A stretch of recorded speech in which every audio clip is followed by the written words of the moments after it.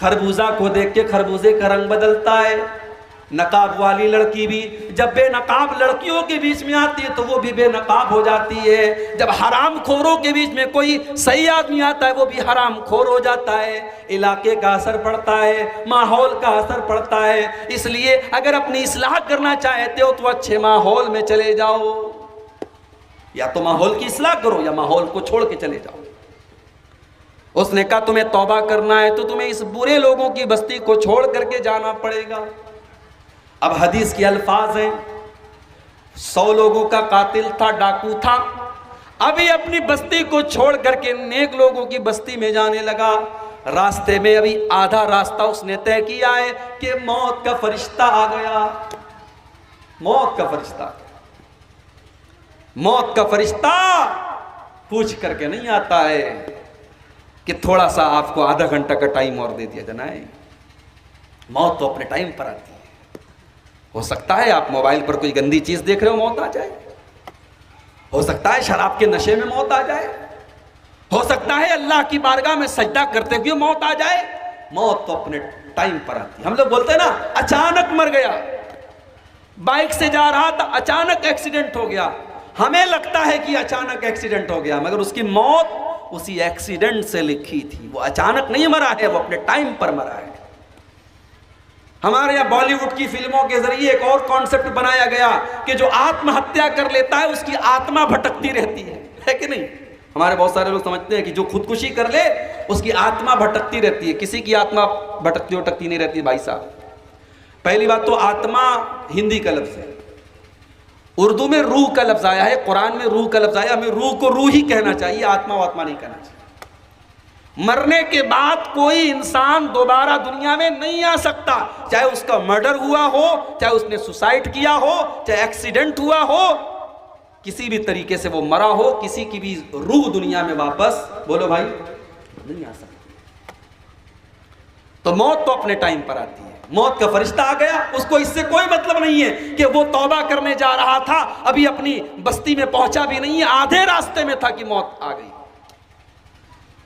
اب موت کے فرشتے بھی 2 ٹائپ کے ہوتے ہیں, ایک ہوتا ہے رحمت کا فرشتہ, ایک ہوتا ہے عذاب کا فرشتہ. نیک آدمی کی روح کو جو قبض کرتا ہے وہ رحمت کا فرشتہ ہوتا ہے, بڑے آرام سے روح نکالتا ہے. اور جو برا آدمی ہوتا ہے, کافر ہوتا ہے, فاسق ہوتا ہے, فاجر ہوتا ہے, اس کی روح کو کون نکالتا ہے؟ عذاب کا فرشتہ, جو بڑی تکلیف کے ساتھ روح کو نکالتا ہے. رحمت کا فرشتہ بھی آ گیا, عذاب کا فرشتہ بھی آ گیا. دونوں آپس میں لڑنے لگے. رحمت کا فرشتہ کہنے لگا یہ توبہ کے ارادے سے جا رہا تھا, یہ توبہ کر چکا تھا, یہ اللہ کے نیک بندوں کی بستی میں جا رہا تھا, اس لیے اس کی روح کو میں نکالوں گا, اس کو میں لے کے جاؤں گا. عذاب کا فرشتہ کہنے لگا یہ 100 لوگوں کا قاتل تھا, یہ چور تھا, یہ ڈاکو تھا, اس کی روح کو میں لے کر کے جاؤں گا. دونوں آپس میں لڑنے لگے. اللہ نے ایک تیسرے فرشتے کو انسان کی شکل میں بھیجا. اچھا, تیسرا فرشتہ انسان کی شکل میں آیا, یہ ان دونوں فرشتوں کو پتہ نہیں چلا. اس سے پتہ یہ چلا کہ فرشتے بھی عالم الغیب نہیں ہوتے, فرشتوں کو اتنا ہی پتہ ہوتا ہے جتنا اللہ نے ان کو بتایا. اب یہ تیسرا فرشتہ انسان کی شکل میں پہنچا. فرشتوں نے اس کے سامنے اپنا مسئلہ رکھا کہ ہم دونوں کے بیچ کا یہ جھگڑا ہے, آپ نیک انسان معلوم ہوتے ہیں, آپ تھوڑا سا ہمارا مسئلہ حل کر دیجیے. اس نے کہا ایک کام کرو, تم تو فرشتے ہو, تمہارے لیے کوئی مسئلہ نہیں ہے, تم ایک کام کرو, راستے کو ناپ لو. یہ جہاں سے چل کر کے آیا تھا اس راستے کو بھی ناپ لو, اور جہاں یہ چل کے جا رہا تھا اس راستے کو بھی تم ناپ لو, اور یہ دیکھ لو کہ یہ نیک لوگوں کی بستی سے زیادہ قریب ہے یا برے لوگوں کی بستی سے زیادہ قریب ہے. اگر یہ نیک لوگوں کی بستی سے قریب ہے تو رحمت کا فرشتہ اس کو لے کر کے جائے گا, اور برے لوگوں کی بستی سے قریب ہے تو عذاب کا فرشتہ لے کر کے جائے گا. حدیث کے الفاظ ہیں, جب راستے کو ناپا گیا, اس کو کیا بولتے ہیں آپ کے, یہ جو لمبائی ہوتی ہے کیا بولتے ہیں, بتا بولتے ہیں نا, ایک بتا, ہمارے ابھی بتا ہی بولتے ہیں, میں بولنے والا تھا بتا. اس کو اردو میں بالشت بولتے ہیں, بالشت, ایک پنجے کی جو فاصلہ ہوتا ہے, اس کو عربی میں کہتے ہیں شبر. اللہ کے نبی فرماتے ہیں کہ جب راستے کو ناپا گیا تو اس انسان کی جو لاش تھی وہ نیک لوگوں کی بستی سے ایک بتہ زیادہ قریب تھی. اللہ نے بچا لیا اس کو. کیوں بچا لیا میرے بھائی؟ ایک بتہ وہ قریب تھا نیک لوگوں کی بستی کے, اور یہ ڈیسیزن ہو گیا کہ رحمت کا فرشتہ اس کو لے کر کے جائے گا, کیونکہ اس کی نیت تھی سچی توبہ کرنے کی, اور اللہ تبارک و تعالی نیت پر ثواب دیتا ہے. اگر آپ کی نیت سچی ہوگی تو آپ کا ثواب کہیں نہیں جائے گا. اللہ کے نبی جہاد کے سفر پہ جا رہے ہیں, لڑائی کے میدان میں جا رہے ہیں. بہت سارے ایسے صحابہ ہیں جو غریب ہیں, مجبور ہیں, بے کس ہیں, بے سہارا ہیں. وہ کسی وجہ سے اس لڑائی میں نہیں جا پائے. کسی کی ٹانگ صحیح نہیں ہے, کوئی بوڑھا ہو چکا ہے, کوئی کمزور ہے, کوئی بیمار ہے.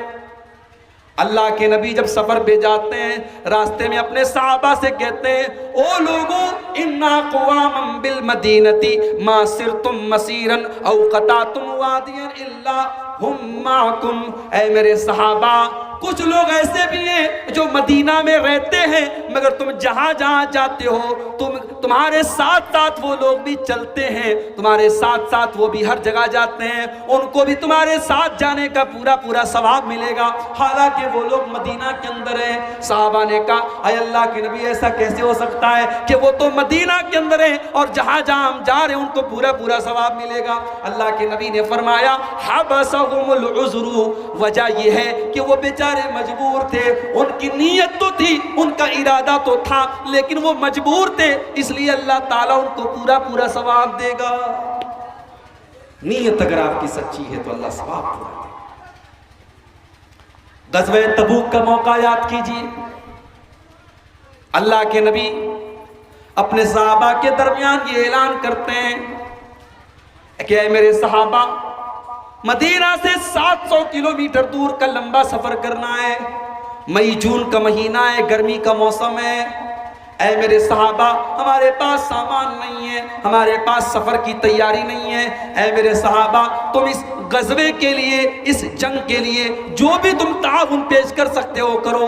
من جہز جیش العسرہ فلہ الجنہ. اگر اس لشکر کی تیاری میں تم نے اپنا جان دیا, اپنا چندہ دیا, اپنا تعاون پیش کیا, تو میں تمہیں جنت کی گارنٹی دیتا ہوں. صحابہ کرام اپنی اپنی طاقت کے مطابق تعاون پیش کر رہے ہیں, چندہ پیش کر رہے ہیں, دان دے رہے ہیں. کچھ صحابہ اللہ کے نبی کے پاس آتے ہیں, اے اللہ کے نبی, میں غریب آدمی ہوں, میرے پاس کوئی دھن دولت تو نہیں ہے, میں مزدور آدمی ہوں, میں جتنا کماتا ہوں اتنا کھا جاتا ہوں. اے اللہ کے نبی, یہ ایک مٹھی جو لے کر کے آیا ہوں, یہ میں نے رات میں کام کیا ہے, میں نے رات میں لکڑیوں کا گٹھر اٹھایا ہے, میں نے محنت کی ہے. اے اللہ کے نبی, یہ ایک مٹھی جو لے لیجئے. منافقوں نے مذاق اڑایا ان کا, دیکھو یہ ایک مٹھی جو کے ذریعے اسلام کی مدد کرنے کے لیے آئے ہیں. اللہ کے نبی نے فرمایا, تم ان کا مذاق نہ اڑاؤ, ان کا مذاق نہ اڑاؤ. اس ایک مٹھی جو کی تم قیمت کیا کہا, اس کے پیچھے اخلاص ہے, ان کے دل میں سچائی ہے, انہوں نے سچے دل سے اللہ کی راہ میں یہ صدقہ دیا ہے, اور اللہ کے نبی نے ان کی ایک مٹھی جو کو قبول کیا. کچھ صحابہ اللہ کے نبی کے پاس آتے ہیں, اے اللہ کے نبی, ہم بھی آپ کے ساتھ غزوہ تبوک میں جانا چاہتے ہیں. آپ نے فرمایا, کیا تمہارے پاس سواری ہے؟ نہیں نہیں اے اللہ کے نبی, ہمارے پاس سواری نہیں ہے. آپ نے فرمایا, اگر سواری نہیں ہے تو میں ساتھ میں لے کے نہیں چل سکتا, ہمارے پاس سواری کی بہت قلت ہے, سواری ہمارے پاس نہیں ہے, ہم تم لوگوں کو سواری کے بغیر لے کے نہیں جا سکتے. اب وہ بیچاری غریب صحابہ ہیں, ان کے پاس اتنی طاقت نہیں ہے کہ وہ اونٹ خرید سکیں, گھوڑا خرید سکیں, سواری کے جانور خرید سکیں. اب ان کے دل میں تکلیف ہوئی, ان کو یہ احساس ہوا کہ کاش ہمارے پاس بھی دولت ہوتی تو آج ہم بھی اللہ کی نبی کے ساتھ اس جہاد میں جاتے, اس غزوے میں جاتے, اور ہم بھی اسلام کی خدمت کرتے. قرآن کریم میں اللہ نے بیان فرمایا, وَلَا عَلَى الَّذِينَ إِذَا مَا أَتَوْكَ لِتَحْمِلَهُمْ قُلْتَ لَا أَجِدُ مَا أَحْمِلُكُمْ عَلَيْهِ.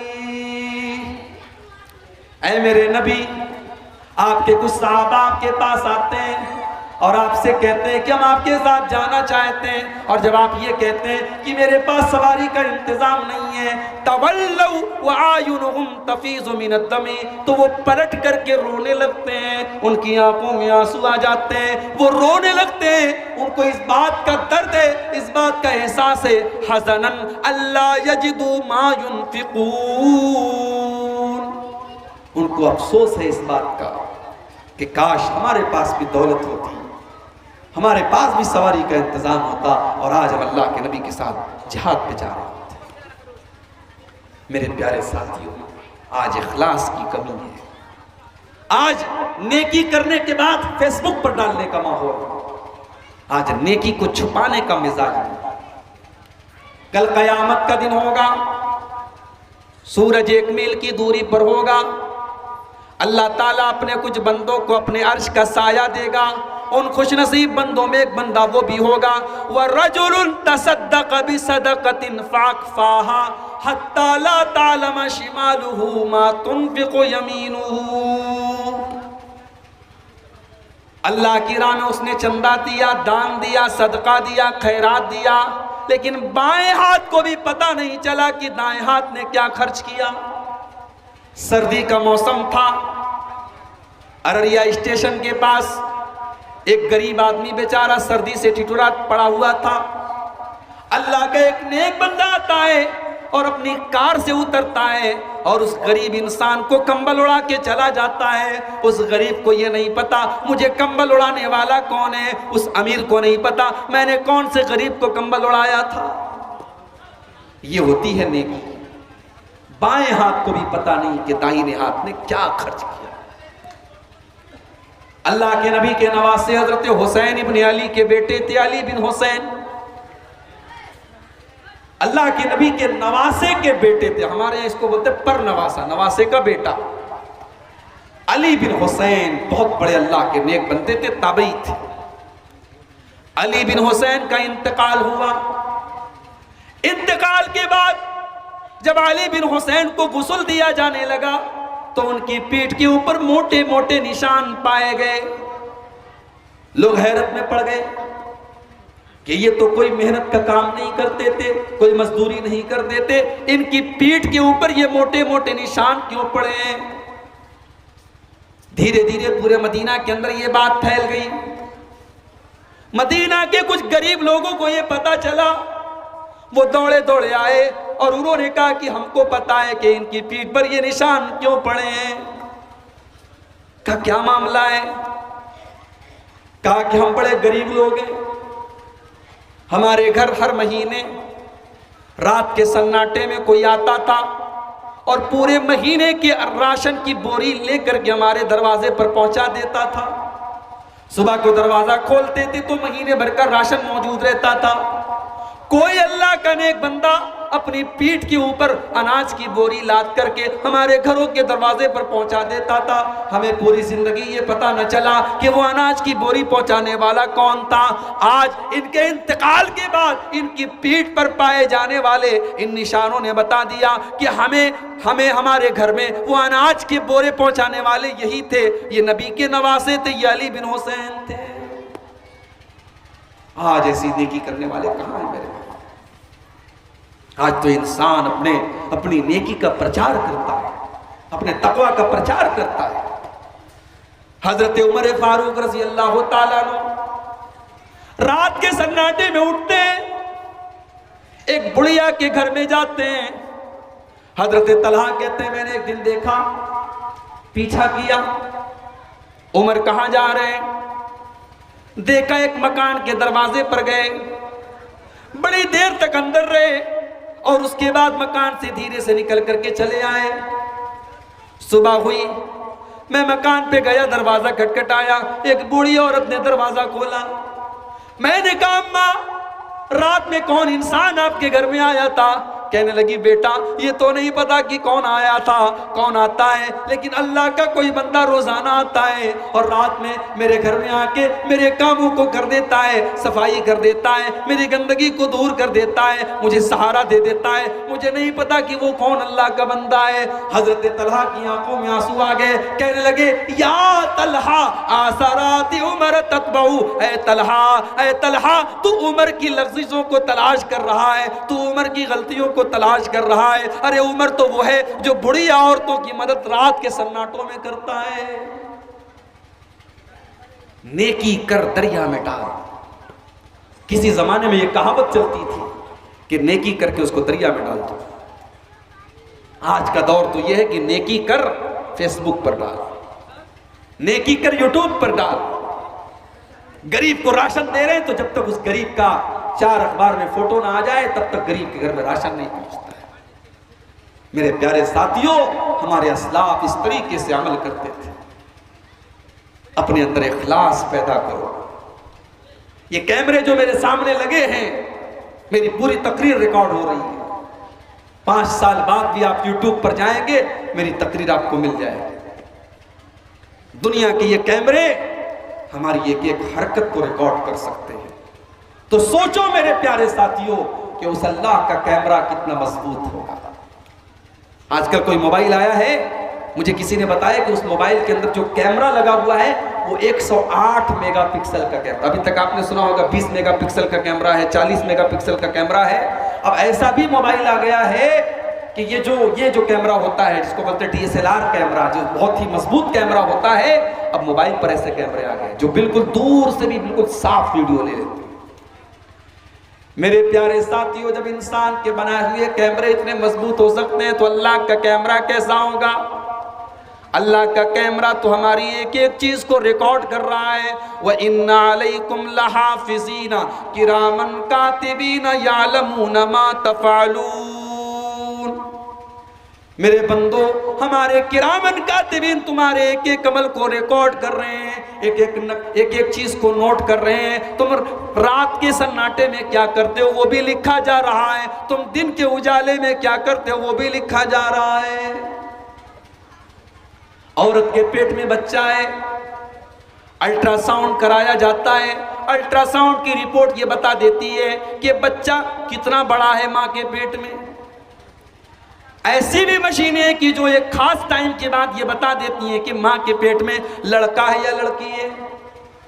مگر جانتے ہو اللہ تعالیٰ کو کسی کیمرے کی ضرورت نہیں ہے، اللہ تعالیٰ کو کسی الٹرا ساؤنڈ کی ضرورت نہیں ہے۔ اللہ یعلم ما تحمل کل انسا، اللہ تعالیٰ کو اچھی طریقے سے پتا ہے کہ عورت کے پیٹ میں کیا ہے۔ وما تغیظ الارحام وما تزداد، اور ماں کے پیٹ میں جو بچہ ہے وہ بڑھ رہا ہے یا گھٹ رہا ہے، وہ کتنی سانس لے رہا ہے، اس کی آکسیجن کتنی ہے، اس کو غذا کیسے ملے گی، یہ اللہ کو اچھی طریقے سے پتا ہے۔ دنیا والوں، تم نے جس کو غریب نواز کہہ دیا، تم نے جس کو غوث اعظم کہہ دیا، شیخ عبد القادر جیلانی کو تم نے غوث اعظم بنا دیا، تم نے خواجہ معین الدین چشتی اجمیری کو غریب نواز بنا دیا۔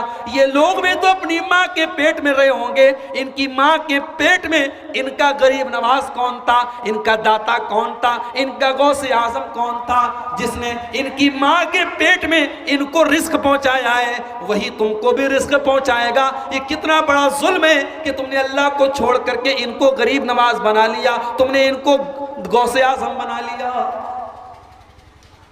اللہ یعلم ما تحمل کل انسا، اللہ کو اچھی طریقے سے پتا ہے کہ ماں کے پیٹ میں کیا ہے۔ وما تغیظ الارحام وما تزداد، اور ماں کے پیٹ میں جو بچہ ہے وہ گھٹ رہا ہے یا بڑھ رہا ہے، اللہ کو اچھی طریقے سے پتا ہے۔ وَكُلُّ شَيْءٍ عِندَهُ بِمِقْدَارٍ، اللہ تعالیٰ کے پاس ہر چیز کا ایک اندازہ ہے، ہر چیز کا ایک ٹائم مقرر ہے۔ عالم الغیب والشہادت الکبیر المتعال، اللہ تعالیٰ غیب کی باتوں کو بھی جانتا ہے اور سامنے کی باتوں کو بھی جانتا ہے. اللہ بہت بڑا ہے, اللہ بہت بلند ہے. سواء منکم من اسر القول ومن جہر به ومن هو مستخف باللیل وسارب بالنہار. ہم زور سے کوئی بات کہتے ہیں, اللہ اس کو بھی سن لیتا ہے. ہم چپکے سے کوئی بات کہتے ہیں, اللہ اس کو بھی سن لیتا ہے. اللہ کے نبی اپنے گھر میں بیٹھے ہوئے ہیں, ایک عورت آتی ہے, دروازہ کھٹکھٹاتی ہے. اللہ کے نبی دروازہ کھولتے ہیں. کیا بات ہے؟ اے اللہ کے نبی, میرا نام خولہ بنت ثعلبہ ہے, میرے شوہر کا نام عبادہ بن صامت ہے. اے اللہ کے نبی, میرے کئی بچے ہیں, میں ادھیڑ ہو چکی ہوں. اے اللہ کے نبی, میرے شوہر نے غصے میں ایک دن مجھ سے یہ کہہ دیا, انت کزار امی علی, کہ تو میرے لیے ویسی ہے جیسے میری ماں کی پیٹھ ہے. اے اللہ کے نبی, میں بڑے بڑے صحابہ کے پاس گئی, سب کہہ رہے ہیں کہ تو اپنے شوہر کے لیے حرام ہو چکی ہے, طلاق ہو گیا, اب تو اپنے شوہر کے ساتھ نہیں رہ سکتی. اے اللہ کے نبی, میری جوانی ختم ہو گئی, ان بچوں کو لے کر کے میں اس عمر میں کہاں جاؤں گی. اے اللہ کے نبی, کوئی مسئلہ, اس مسئلے کا کوئی حل بتا دیجیے. اللہ کے نبی نے فرمایا, کوئی حل نہیں, جاؤ تم یہاں سے. تمہارے شوہر نے تم سے زہار کر لیا, جاؤ یہاں سے. اب تم اپنے شوہر کے ساتھ نہیں رہ سکتی, طلاق ہو گیا, حرام ہو گئی تم اپنے شوہر کے لیے. ایسا مت کہیے اللہ کے نبی, میں کہاں جاؤں گی, میرے مائکے میں بھی کوئی میری دیکھ بھال کرنے والا نہیں, میں ان بچوں کو لے کر کے کہاں جاؤں گی. کوئی تو حل ہوگا, کوئی تو راستہ ہوگا. اللہ کے نبی کہتے ہیں چلی جاؤ یہاں سے. وہ عورت کہتی ہے کوئی راستہ نکال دیجئے. وہ عورت اللہ کے نبی سے جھگڑا کر رہی تھی, بحث کر رہی تھی. اما عائشہ فرماتی ہیں میں گھر کے اندر بیٹھی تھی, لیکن اس عورت کے بیچ میں اور اللہ کے نبی کے بیچ میں کیا باتیں ہو رہی ہیں میں نہیں سن پا رہی تھی. میں گھر کے اندر تھی, لیکن دروازے پر ہونے والی بات چیت میں سن نہیں پائی. لیکن اللہ نے قرآن کی آیت نازل فرما دی, 28ویں پارے کی پہلی آیت نازل فرما دی, قد سمع اللہ قول التی تجادلک فی زوجہا وتشتکی الی اللہ. اے نبی, اللہ تعالیٰ نے اس عورت کی دعا کو سن لیا. اے نبی, جو آپ کے گھر پہ آ کے آپ سے بحث کر رہی تھی, اور اللہ تعالیٰ نے اس عورت کی دعا کو سن لیا. واللہ یسمع تحاورکما, اللہ تعالیٰ آپ دونوں کی بات چیت کو سن رہا تھا. اللہ تعالیٰ سب کچھ سننے والا ہے اور ہر چیز کی خبر رکھنے والا ہے. اما عائشہ کہتی ہیں کہ میں گھر کے اندر تھی, میں نہیں سن سکی, مگر اللہ ساتوں آسمان کے اوپر اپنے عرش پر ہے. مگر اس عورت کی بات کو اللہ نے سن لیا اور اللہ نے قرآن کی آیت نازل کی. اللہ وہ ہے میرے پیارے ساتھی, اس اللہ کا ڈر اپنے دل میں ہم پیدا کر لیں تو شاید یہ مسئلے ہی ختم ہو جائیں, یہ سارے مسئلے ختم ہو جائیں, یہ بدکاری ختم ہو جائے, یہ سماج کے اندر سے بدعنوانی ختم ہو جائے. لیکن مسئلہ تو یہ ہے کہ ہم نے اللہ کو پہچانا ہی نہیں, ہم نے اللہ کی طاقت کو جانا ہی نہیں. اور جانیں گے کیسے؟ بچہ چھوٹا ہوتا ہے, ماں کہتی ہے چپ بلی آ جائے گی, چپ کتا آ جائے گا. ماں ڈراتی ہے کتے سے, بلی سے, چوہے سے, شیر سے, کاکروچ سے. ماں کبھی بچے سے یہ نہیں کہتی ہے بیٹا جھوٹ مت بولنا, اللہ عذاب دے گا. بیٹا چوری نہیں کرنا, اللہ تعالیٰ کے یہاں بڑی سخت سزا ملے گی.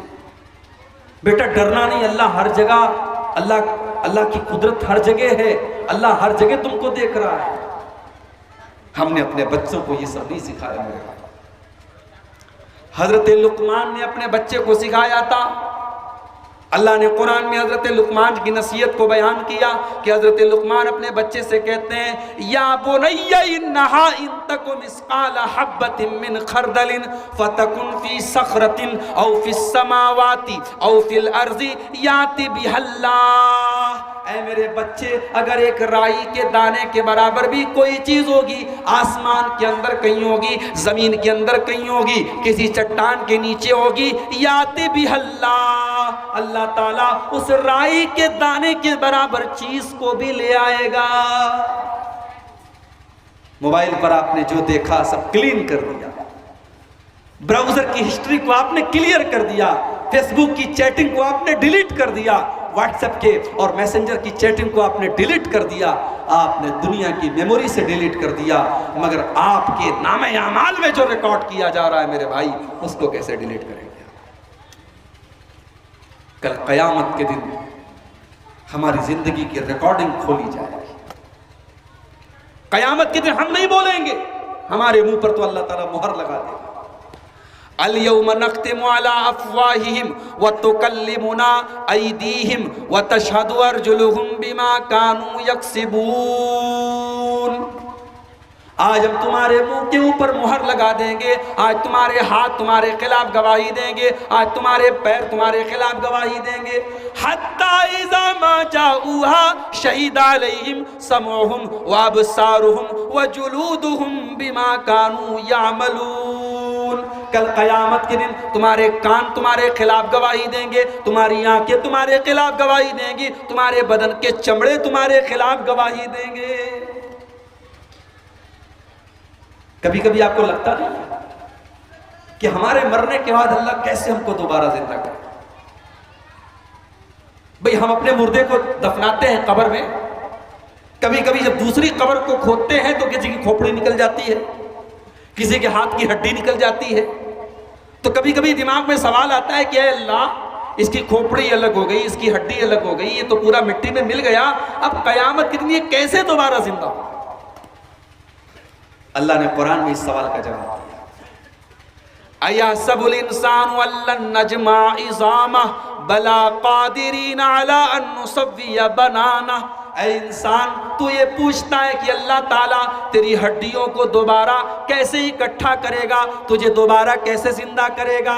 بَلَىٰ قَادِرِينَ عَلَىٰ أَن نُّسَوِّيَ بَنَانَهُ۔ ارے اللہ تو وہ ہے جو تیری انگلیوں کے پور بھی تیرے ہی لوٹائے گا، جو فنگر پرنٹ بھی تیرے ہی لوٹائے گا۔ آدھار کارڈ بنتا ہے نا تو ہماری انگلیوں کے فنگر پرنٹ لیے جاتے ہیں۔ کیوں لیا جاتا ہے؟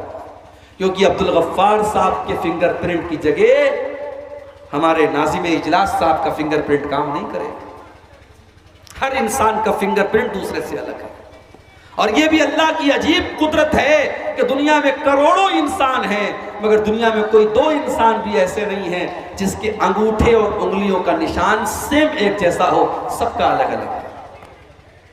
اسی لیے موبائل پر ہم لوگ جب فنگر لاک لگاتے ہیں تو ہمارے فنگر سے ہی ہمارا موبائل کھلتا ہے، دوسرے سے نہیں کھلتا ہے، سب کی انگلیوں کے نشان الگ الگ ہے۔ اللہ کہہ رہا ہے کہ تم ہڈیوں کی بات کرتے ہو، ہم تو تمہارے فنگر پرنٹ بھی تمہارے ہی لوٹائیں گے، تمہاری انگلیوں کے پور بھی تمہارے ہی لوٹائیں گے، کسی اور کا نہیں لوٹائیں گے۔ میرے بھائیوں، میرے عزیزوں، میرے بزرگوں، دنیا کے کیمرے کی ریکارڈنگ میں کچھ چیزیں مس ہو سکتی ہیں، مگر اللہ کے کیمرے میں کوئی چیز مس نہیں ہو سکتی ہے۔ اس اللہ سے ہمیں اور آپ کو ڈرنا چاہیے، اور وہ اللہ کل قیامت کے دن ہماری تنہائی، ہم نے پبلک پلیس میں کیا کیا، ہم نے پرائیویٹ میں کیا کیا، ہم نے اکیلے میں کیا کیا، وہ سب کچھ ہمارے سامنے رکھ دے گا۔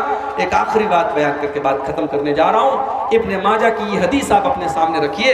اللہ کے پیارے نبی جناب محمد رسول اللہ صلی اللہ علیہ وسلم فرماتے ہیں، لَأَعْلَمَنَّ أَقْوَامًا مِّنْ أُمَّتِي يَأْتُونَ يَوْمَ الْقِيَامَةِ بِحَسَنَاتٍ أَمْثَالَ جِبَالِ تِہَامَةَ بِيضًا۔ میری امت کے کچھ لوگ قیامت کے دن آئیں گے، پہاڑوں کے برابر نیکی لے کر کے آئیں گے، پہاڑوں کے برابر نیکی لے کر کے آئیں گے، روزہ لے کر کے آئیں گے، نماز لے کر کے آئیں گے، زکوٰۃ لے کر کے آئیں گے، حج لے کر کے آئیں گے، عمرہ لے کر کے آئیں گے، فَيَجْعَلُهُ اللَّهُ عَزَّ وَجَلَّ هَبَاءً مَنْثُورًا۔ لیکن اللہ تبارک و تعالیٰ ان کی نیکیوں کو ہوا میں اڑا دے گا، ان کی نیکیوں کو ختم کر دے گا، برباد کر دے گا۔ حدیث کے راوی حضرت ثوبان رضی اللہ عنہ۔ آپ کے ہاں یہ نام رکھا جاتا ہے ثوبان؟ کسی کا نام سنا ہے آپ نے؟ عام طور سے لوگ نام نہیں رکھتے۔ ابھی بنگال کے ایک جلسے میں گیا، ایک مولوی صاحب بیچارے چندہ کر رہے تھے، انہوں نے چندے میں کہا टिंकू ने मस्जिद में इतना चंदा दिया, रिंकू ने इतना चंदा दिया, बबलू ने इतना दिया, गुड्डू ने इतना दिया, ये नाम रख, अंटू ने इतना दिया, ये नाम रखे जाते हैं मुसलमानों के। कुछ लोग तो बस ऐसे ही नाम रख लेते हैं। उलमा से नाम पूछा करो मेरे भाइयों, और सहाबा के नाम पर और नबियों के नाम पर अपने बच्चों के नाम रखा करो। सहाबा के नाम पर तो आंख मूंद करके अपने बच्चों का नाम रख लिया। बड़ा अच्छा नाम है।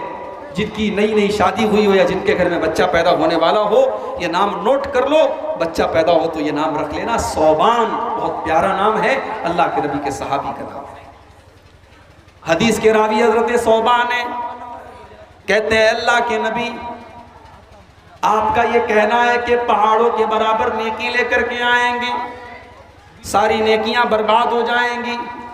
अय अल्लाह के नबी, सिफ़हुम लना वजल्लिहिम लना, जरा खोल खोल करके बता दीजिए वो कौन लोग होंगे ताकि हम उनकी तरह ना हो जाएं।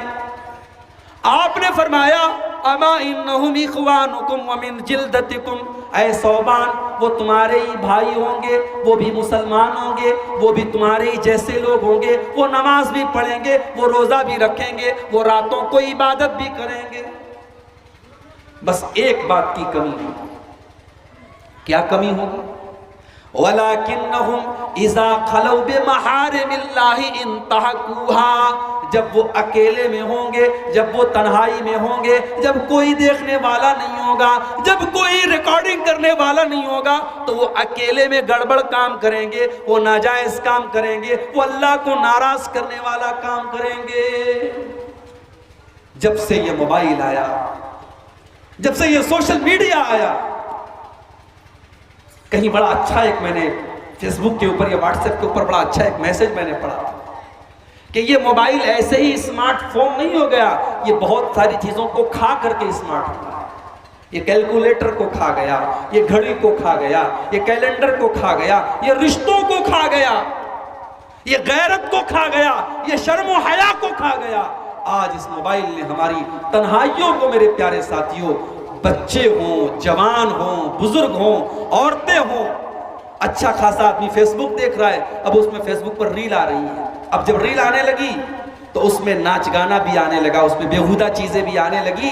अब इंसान उंगली से उसको स्क्रॉल करता चला गया, अब एक चीज देखा उसको अच्छी लगने लगी। अब फेसबुक भी बहुत होशियार है, उसने समझ लिया कि आप ये चीज देख रहे हैं बार बार, अब उसी से रिलेटेड वो चीजें बार बार आपको दिखाएगा। और इस तरीके से अच्छे खासे दीनदार और नेक और नमाजी लोगों के घर में भी आज नाच गाना और गंदी चीजें आज उनके मोबाइल पर प्ले हो रही हैं, वो देख रहे हैं।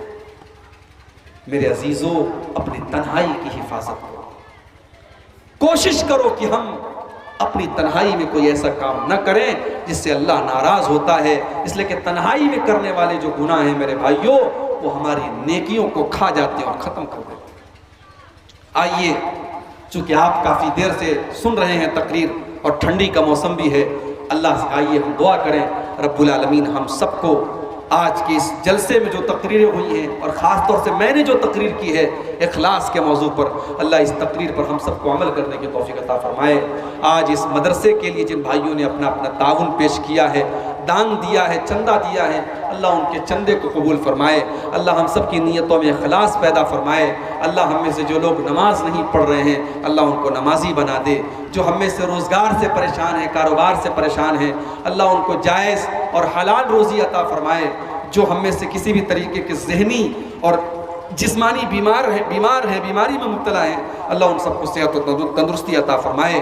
अल्लाह ताला हम सबको अपने दीन पर चलने वाला बनाए। अल्लाह शिर्क व बिदत से हम सबको बचने वाला बनाए। अल्लाह हमें हर शर से महफूज रखे, जब तक दुनिया में ज़िंदा रखे, इस्लाम पर ज़िंदा रखे, और हम सब का खात्मा ईमान पर हो। आमीन व आखिर दावाना अल्हम्दुलिल्लाहि रब्बिल आलमीन। वस्सलामु अलैकुम व रहमतुल्लाहि व बरकातुहू।